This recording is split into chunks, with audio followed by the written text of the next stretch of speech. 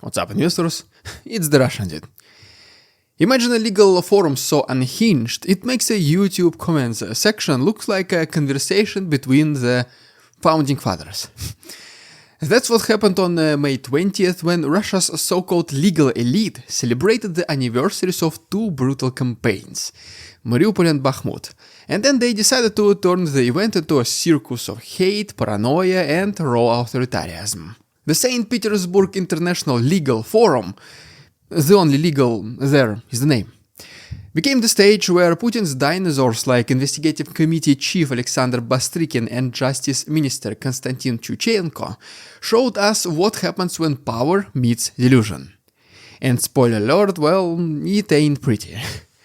You thought Putin was crazy with all his ideas and statements. Well, meet his henchmen, who don't even need to care about much about maintaining the international image and reputation of their personas, well, so they can say and do almost literally whatever they want. And this ranges literally from everything, from calls to deport naturalized citizens, to fantasies about drafting immigrants into military slavery, even to the outright dismissal of law in favor of moral values. Well, this was not a forum, it was a public meltdown by a decaying regime clinging to its last shreds of legitimacy. So today, let's take a deep dive into the madness and see why this entire farce is a warning for what happens when lunatics are given state power and nobody has the guts to stop them. The anniversary of the Mariupol siege could have been a moment of reflection, a rare glimpse of honesty, maybe even a shred of accountability. Instead, Bastrykin grabbed the mic and told us he was shell-shocked by the scale of destruction. He even dared to compare it to the destruction of Leningrad during Second World War. Not because he was blaming the Russian army, well, definitely not. I mean, if he even dared to think about saying it, he will meet his fate next to an open window on 46th floor. Well, but he did not say that it was not Russia either who brought the annihilation. Well, trying to be politically correct, his speech was open to interpretation. He looked at a city Russia itself had turned into rubble and spoke like some innocent bystander, as though Mariupol had just collapsed all on its own, maybe due to an earthquake or divine punishment, divine intervention. Just your everyday mystery level annihilation, kinda. But everyone in the audience immediately connected the dots, if you know what I mean. From Bastrykin's side, there was not a whisper about who bombed it, not a word about the airstrikes, the tanks, the artillery barrages, nothing, no mention of the Azovstal factory siege. According to the man responsible for upholding justice, Mariupol was just, quote-unquote, his words, wiped off the map by a ghost army. There was no military assets there, he said, looking that serious, and somehow no one laughed him off the stage, because it was not funny anymore. Everyone was on the edge of their seats, trying to catch the exact moment his speech becomes the discreditation of the Russian military. And you know what? Bastrykin's act is not new. For years he has used these forums to pick fights with anyone and everyone, prosecutors, mayors, even fellow government officials. But now it's more than just confrontation between institutions. His speeches ooze something much darker. The hunger for authoritarian purity. And as it turns out, the destruction of Mariupol is not just collateral damage, it is a badge of honor. Because in Putin's Russia, a leveled city is a patriotic monument, nothing else. Speaking about the purity, Bastrykin was also not shy in his aggressive tone against the migrants. Let's talk about what he said in our next chapter. If you want to understand modern Russian xenophobia, just listen to Bastrykin. For him, immigrants, simple as that, are not people. They are targets. He brands even those who were granted citizenship as outsiders, as traitors, as opportunists sneaking into Mother Russia's war embrace, only to stab her in the back.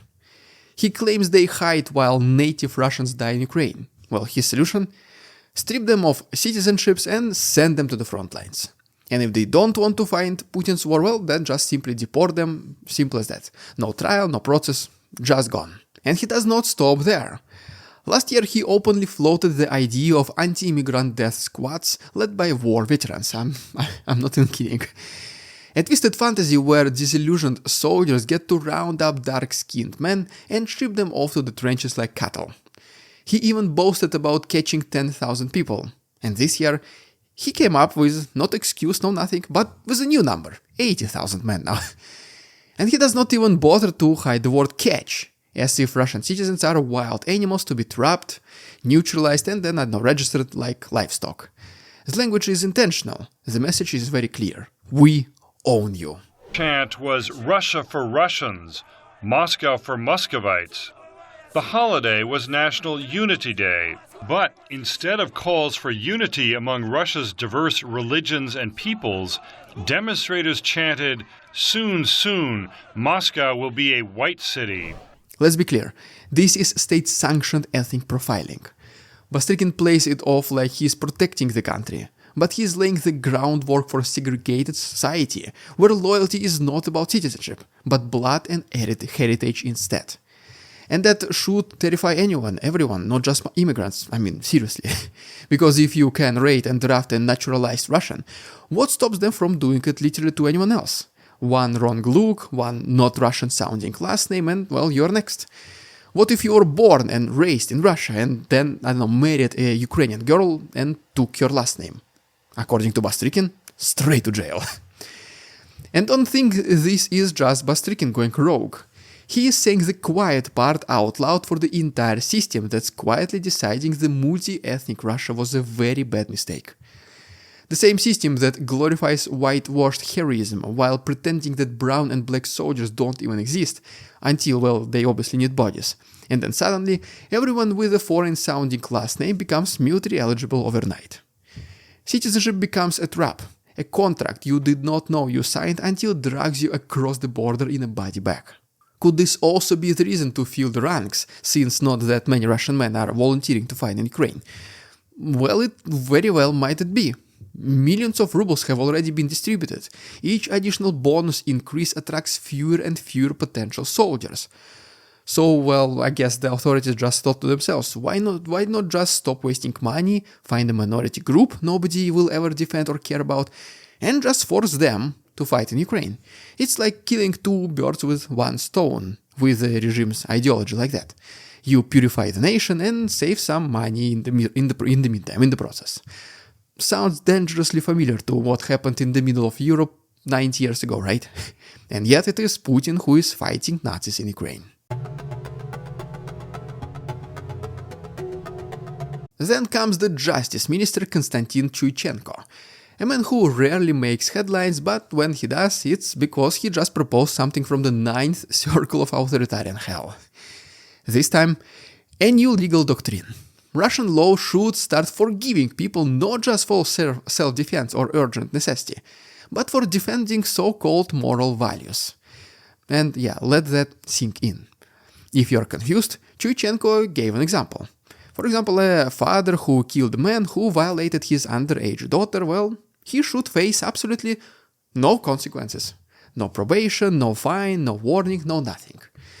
What it did was to just open the door for lawless vigilantism. People will, theoretically speaking, be able to perform eye for an eye style of revenge with no end in sight. Although until both families, parents, kids, uncles, brothers, sisters, cousins are all dead. And then, when there's nobody else left to revenge, only then the matter is finally settled. What was the original dispute that started it all? I don't know, somebody maybe violated moral values of another person. Can it be that one man said, "F your mom, you're clown"? Well, it might be, because what are then even moral values in this case? Whatever the regime says they are. If you think that's a stretch, well, remember, just last year, 2 men beat up 87-year-old on a bus station for criticizing the Wagner group. They were not punished. Their charges were dropped twice. And why? Because they defended the moral values of incarcerated mercenaries from Wagner group. Moral values of those people. But okay. And this is not exaggeration, it's happening right now. People are being assaulted, harassed, and even jailed, not for crimes, but for contradicting the official narrative. School kids report former immigrants to principals. Veterans demand special treatment because they fought in a war they never wanted. Entire neighborhoods are now viewed as suspicious because of how they vote, what language they speak at home, or what Telegram channels they follow. So, who defines morality now? Good question, right? The same people who treat war crimes as patriotic duty, who think that historical truth is just a matter of narrative control, who see dissent as treason. With this new justification clause, Russia is not just abandoning the rule of law, it is promoting state-sponsored hatred. This used to be satire, I mean, come on. The legal forum would throw out insane ideas, everyone would laugh, and nothing would change. It used to just be jokes for giggles, nothing more than that. But apparently, it became the best confirmation of the saying that every joke has a truth in it. What about now? Well, these deranged statements are becoming policies. They are not just testing the waters, they are literally diving in headfirst. The entire event played out like a fever dream. A Taliban official was invited to speak about prison systems, I kid you not. A parliamentarian ranted about rappers and children's books promoting YOLO ideology, you only live once.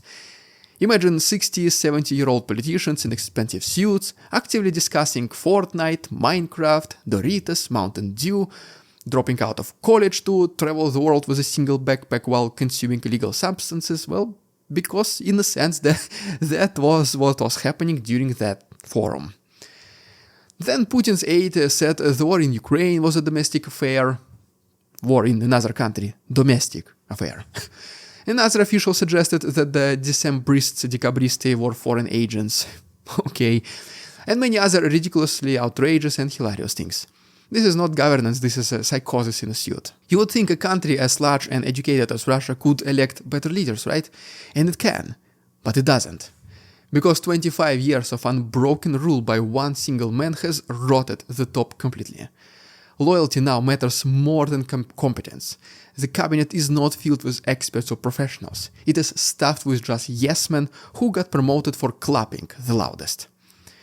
These guys are not just stupid, they are dangerous. Because they believe their own nonsense. They live in an echo chamber so thick they have started hallucinating enemies, inventing histories, and proposing laws of physics that would even make Albert Einstein to turn in his grave. And no one is there left to stop them. Well, the media, tamed, the courts compromised, and the public, obviously, scared. And that's exactly how they like it. The stupider the statements, the harder it is to question them without risking your life. Every headline that used to read like a joke on Reddit now reads like a tomorrow's legislation. And the worst part about it, no one even flinches anymore. Nobody questions anything, and people just expect some kind of miracle to happen to make it all stop. And you know what? It can. Because miracles, they do happen. Well, there you have it, guys. If you haven't done so already, please subscribe to my channel for more videos like this. If you wish to support my work and, for example, see these episodes in early access with the additional chapter in the end, you can go ahead and check my Patreon, the link is down below, the best way to support my work. Thanks so much for watching, see you tomorrow. We won't succumb to their tricks, the facade they try to sell. Their twisted words and feeble claims are resolve they cannot quell. We see through their lies, their feeble attempts to sway. We do not believe in ridiculous Russian propaganda.